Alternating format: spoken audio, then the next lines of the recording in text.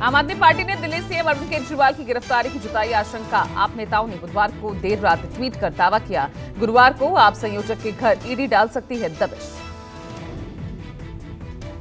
आप नेता और दिल्ली कैबिनेट मंत्री सौरभ भारद्वाज ने एक्स पर पोस्ट कर कहा, सुनने में आ रहा है कि गुरुवार को प्रवर्तन निदेशालय सीएम केजरीवाल के घर पहुंचकर उन्हें गिरफ्तार कर सकती है।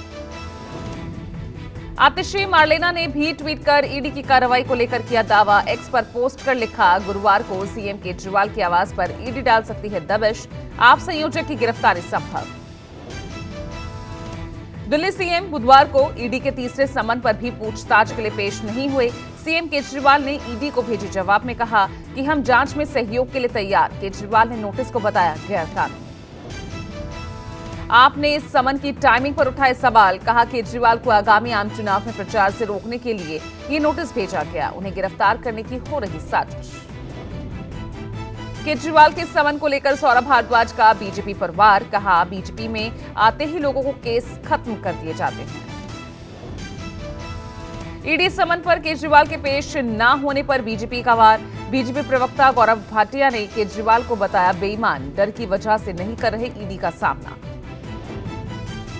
झारखंड में हेमंत सोरेन मुख्यमंत्री बने रहेंगे। बुधवार को रांची में जेएमएम कांग्रेस आरजेडी विधायकों की हुई साझा बैठक में फैसला, ईडी दबाव के बावजूद फिलहाल नहीं देंगे इस्तीफा। झारखंड में अवैध खनन मामले में सीएम हेमंत सोरेन के करीबियों पर ईडी का बड़ा एक्शन। मुख्यमंत्री के प्रेस सलाहकार, साहिबगंज डीएम, हजारीबाग के डीएसपी और देवघर के पूर्व एमएलए के अन्य घर सहित ठिकानों पर भी छापेमारी। विदेशी मुद्रा उल्लंघन केस में बुधवार को राजस्थान के पूर्व सीएम अशोक गहलोत के बेटे के ठिकानों पर ईडी की दबिश। फेरा मामले में 2 व्यवसायियों के खिलाफ चल रही जांच के तहत वैभव गहलोत पर कार्रवाई। वैभव गहलोत पर मॉरिशस की कंपनी के नाम से ट्राइटन होटल को धन भेजने का आरोप, होटल के शेयर खरीदकर धन की हेराफेरी का आरोप। ईडी की कार्रवाई पर विपक्ष ने सवाल खड़े किए। कांग्रेस नेता उदित राज ने कहा, सरकार ईडी को विपक्ष के खिलाफ इस्तेमाल कर रहा है। दिल्ली में मुख्यमंत्री केजरीवाल की गिरफ्तारी की आशंका के बीच आपका अभियान। आज से आम आदमी पार्टी शुरू करेगी मैं भी केजरीवाल संवाद अभियान। इससे पहले पार्टी ने चलाया था हस्ताक्षर अभियान। महाराष्ट्र में एनसीपी शरद पवार गुट के नेता जितेंद्र आव्हाड के बयान पर बवाल। भगवान श्री राम पर की है आपत्तिजनक टिप्पणी, अब उसके खिलाफ बीजेपी आज दर्ज कराएगी एफआईआर। जितेंद्र आव्हाड के खिलाफ एनसीपी अजित पवार गुट ने किया प्रदर्शन। 24 घंटे के अंदर एफआईआर दर्ज करने की मांग की। ठाणे के वर्तकनगर पुलिस स्टेशन के बाहर महाआरती की तैयारी। एनसीपी शरद गुट के नेता जितेंद्र आव्हाड ने भगवान राम पर दिया विवादित बयान। राम को बताया मांसाहारी, कहा प्रभु राम 14 साल जंगल में उन्होंने गुजारे तो वहां खाने को उन्हें क्या मिला होगा। तब खाते क्या थे राजा राम, और राम क्षत्रिय था, तो क्षत्रिय का खाना ही मांसाहारी होता है। लेकिन कांग्रेस नेता राहुल गांधी की प्रस्तावित भारत न्याय यात्रा की तैयारियों को लेकर आज बैठक। खड़गे की अगुवाई में पार्टी महासचिव और प्रदेश प्रभारियों की बैठक। इंडिया गठबंधन में सीट शेयरिंग पर कांग्रेस का मंथन जारी। पार्टी अध्यक्ष खड़गे 9 राज्यों के पार्टी प्रभारियों के साथ करेंगे बैठक। कांग्रेस घोषणा पत्र समिति की भी बैठक। आंध्र प्रदेश के मुख्यमंत्री जगन मोहन रेड्डी की बहन शर्मिला आज कांग्रेस में हो सकती है शामिल। अपनी पार्टी वाईएसआर तेलंगाना पार्टी का भी विलय कर सकती है। नेपाल के जनकपुर से 1100 लोगों का जत्था अयोध्या के लिए रवाना होगा। मां सीता के मायके जनकपुर से शगुन में फल, वस्त्र, आभूषण लेकर निकले लोग 6 जनवरी को राम जन्मभूमि ट्रस्ट को सामान सौंपेंगे। ज्ञानवापी विवाद से जुड़ी 3 याचिकाओं पर आज फैसला संभव। वाराणसी कोर्ट सर्वे के लिए 4 हफ्तों के मांगे गए अतिरिक्त समय, एएसआई रिपोर्ट को सार्वजनिक न किए जाने और वजूखाने की सफाई से जुड़ी याचिका पर फैसला होगा। पीएम मोदी ने केरल के त्रिशूर में फूंका चुनावी बिगुल। विशाल महिला सम्मेलन को संबोधित किया। महिला सशक्तिकरण को लेकर उठाए कदमों का भी जिक्र किया। बीजेपी की ओर से आयोजित विशाल महिला कार्यक्रम में अपने जोशीले भाषण में मोदी ने मलयालम में 17 बार मोदी युद्धे गारंटी दोहराई। सम्मेलन से पहले किया रोड शो। प्रधानमंत्री मोदी ने बुधवार को लक्षद्वीप को 1150 करोड़ की परियोजनाओं की सौगात दी।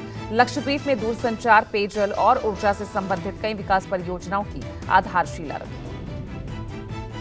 द्वीपों में पिछले 10 सालों में हुए विकास कार्यों का जिक्र करते हुए पीएम मोदी ने कहा, केंद्र शासित प्रदेश कई संभावनाओं से भरे, लेकिन आजादी के बाद लंबे समय तक लक्षद्वीप के बुनियादी ढांचे। अयोध्या में राम मंदिर प्राण प्रतिष्ठा को लेकर बिहार सीएम नीतीश और आरजेडी अध्यक्ष लालू प्रसाद को भी न्योता देने की कोशिश। वीएचपी का दावा, दोनों नेताओं ने अब तक समय नहीं दिया। 2 दिन बाद होगी इंडिया की वर्चुअल मीटिंग। नीतीश को संयोजक बनाने पर हो सकता है फैसला। नीतीश उद्धव की फोन पर बातचीत हुई है। नीतीश को कन्वीनर बनाने पर सहमत हैं कई दलों के नेता। पंजाब में अकेले 13 सीट पर चुनाव लड़ेगी आम आदमी पार्टी। सूत्रों के मुताबिक आम आदमी पार्टी के पंजाब यूनिट हाईकमान को पंजाब में अकेले चुनाव लड़ने की बात कह चुकी है। महाराष्ट्र में शिवसेना शिंदे गुट, बीजेपी और एनसीपी अजित गुट की महायुति आगामी लोकसभा चुनाव मिलकर लड़ेगी। 14 जनवरी से 26 जिलों में होगी महायुति की रैलियां। महाराष्ट्र के थिरूर में लोकसभा सीट को लेकर शिंदे की शिवसेना, अजित की एनसीपी आमने सामने। 6 जनवरी से सीएम शिंदे का शिव संकल्प अभियान शुरू होगा। एमपी के पूर्व सीएम शिवराज सिंह चौहान का फिर छलका दर्द। बुधनी में शिवराज ने कहा, राजतिलक होते होते वनवास भी हो जाता है। सीएम पद पर आते जाते रहेंगे, भैया मामा का पद कोई छीन नहीं सकता। कैश फॉर क्वेरी केस में महुआ मोइत्रा की सदस्यता रद्द किए जाने पर सुप्रीम कोर्ट ने मांगा जवाब। लोकसभा सचिवालय से 3 हफ्तों में जवाब तलब किया। आज से 2 दिवसीय नेपाल दौरे पर विदेश मंत्री एस जयशंकर, नेपाली पीएम पुष्प कमल प्रचंड और समकक्ष एमपी सऊद से मुलाकात करेंगे। जल, विद्युत खरीद, डिजिटल भुगतान सहित कई अहम मुद्दों पर चर्चा। उपराष्ट्रपति जगदीप धनखड़ का आज जम्मू कश्मीर दौरा। शेर कश्मीर कृषि विज्ञान और प्रौद्योगिकी विश्वविद्यालय जम्मू के 8वें दीक्षांत समारोह में करेंगे शिरकत।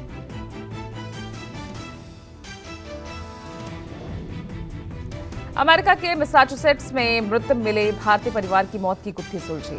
पुलिस ने कहा, हवेली में घर के मालिक राकेश कमल ने अपनी पत्नी और बेटी की हत्या के बाद खुदकुशी की थी। 28 दिसंबर को मिली थी तीनों की लाश। ब्रिटेन में भारतीय मूल के जूनियर डॉक्टरों की हड़ताल। बढ़ती महंगाई के बीच बेहतर वेतन की मांग। ब्रिटिश मेडिकल एसोसिएशन के जूनियर डॉक्टर कमेटी के सह अध्यक्ष डॉक्टर विवेक त्रिवेदी ने सरकार से किया बातचीत का आह्वान। बांग्लादेश के स्टार ऑलराउंडर शाकिब उल हसन ने शुरू की सियासी पारी। आम चुनाव में अपने गृहनगर मुगरा से आगामी अवामी लीग के टिकट पर लड़ रहे हैं चुनाव। भारत साउथ अफ्रीका के बीच दूसरे टेस्ट के पहले दिन टूटे कई रिकॉर्ड। एक दिन में गिरे 23 विकेट। पहले दिन का खेल खत्म होने तक साउथ अफ्रीका दूसरी पारी में स्कोर 3 विकेट पर 62 रन। केप टाउन की उछाल भरी पिच पर साउथ अफ्रीका टेस्ट क्रिकेट के अपने न्यूनतम 55 रनों पर ढेर हुई। जवाब में भारत ने पहली पारी में बनाए 153 रन। भारत की ओर से सिराज ने झटके 6 विकेट। भारत की पारी में 6 बल्लेबाज बिना खाता खोले आउट हुए। 153 रन पर 5वां विकेट गिरने के बाद पूरी टीम इसी स्कोर पर पवेलियन लौटी। साउथ अफ्रीका की तरफ से रबाडा, एंगिटी और बर्गर ने 3-3 विकेट लिए।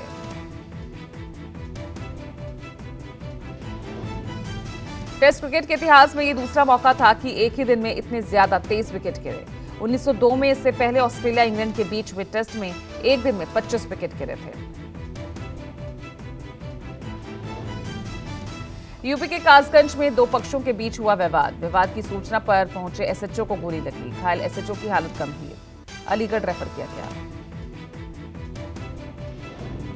एसपी ने घटनास्थल का निरीक्षण किया। पशु को लेकर ग्रामीण क्षेत्र में 2 पक्षों में विवाद था। सिकंदरपुर वैश्य थाना क्षेत्र के नरपट गांव का मामला। यूपी के रामपुर में पुलिस के साथ मुठभेड़ में फरार चल रहे गौ तस्कर के पैर में लगी गोली। गौ तस्कर के पास एक तमंचा, बाइक, कारतूस बरामद हुआ। यूपी के झांसी में पुलिस के साथ मुठभेड़ में फरार चल रहे हत्या के आरोपी को गोली लगी। घायल आरोपी अस्पताल में भर्ती। पकड़े गए शख्स पर अपने दोस्त की हत्या का आरोप। अडानी हिंडनबर्ग मामले में सुप्रीम कोर्ट का बड़ा फैसला आया। सुप्रीम कोर्ट ने सेबी की जांच में दखल देने से इनकार किया। सेबी को जांच पूरी करने के लिए 3 महीने का और समय दिया गया।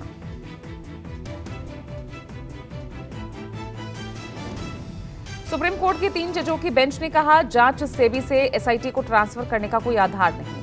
सेबी की जांच पर कोई संदेह नहीं किया जा सकता।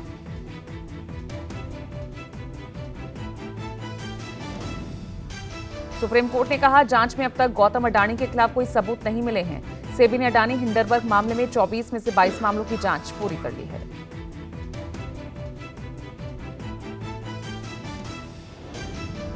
सुप्रीम कोर्ट के फैसले के बाद उद्योगपति गौतम अडानी ने एक्स पर पोस्ट लिखा, कहा सत्य की जीत हुई।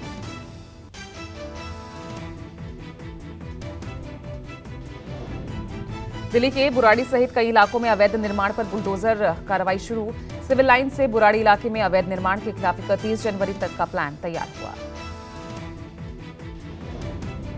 एग्रीकल्चर लैंड पर जिन लोगों ने अवैध मकान बनाए हैं उनके खिलाफ स्पेशल अभियान।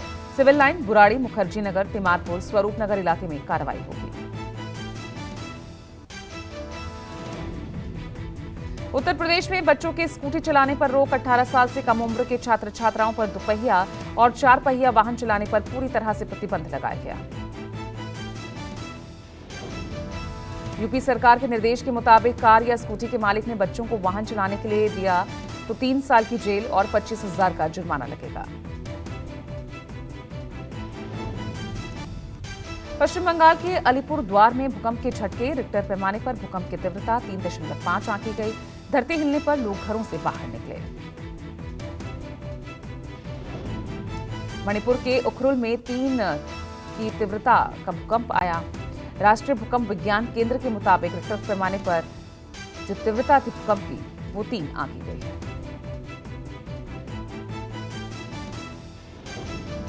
दिल्ली एनसीआर समेत पूरे उत्तर भारत में शीतलहर, कोहरे का प्रकोप बढ़ा। पहाड़ों पर हुई बर्फबारी के चलते दिल्ली एनसीआर में भी तापमान गिरा।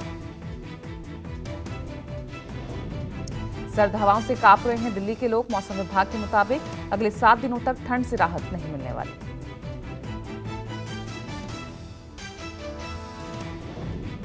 दिल्ली में धुंध के चलते विजिबिलिटी कम होने की वजह से रेल यात्रियों पर पड़ी मार। दिल्ली में 26 ट्रेनें लेट, यात्रियों को हो रही परेशानी। भोपाल में घने कोहरे के साथ कड़ाके की ठंड। कोहरे के कारण रेंगती दिखाई दी गाड़ियां। उत्तर भारत की कई जगहों पर शीतलहर और घने कोहरे के चलते विजिबिलिटी कम हुई। कोहरे के कारण लोगों को दिक्कतों का सामना करना पड़ रहा है।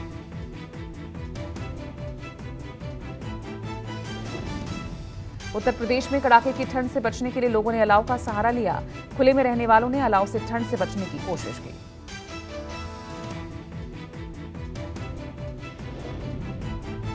पंजाब, हरियाणा, चंडीगढ़ और यूपी के कुछ हिस्सों में कुछ क्षेत्रों में अगले 3 दिन घना कोहरा छाए रहने की संभावना। 4 जनवरी के बीच हल्की बारिश हो सकती है। श्रीनगर में ठंड का प्रकोप जारी। श्रीनगर में -5 डिग्री सेल्सियस से भी नीचे पारा आया। गुलमर्ग और कुपवाड़ा में भी ठंड से दिक्कतें बढ़ी।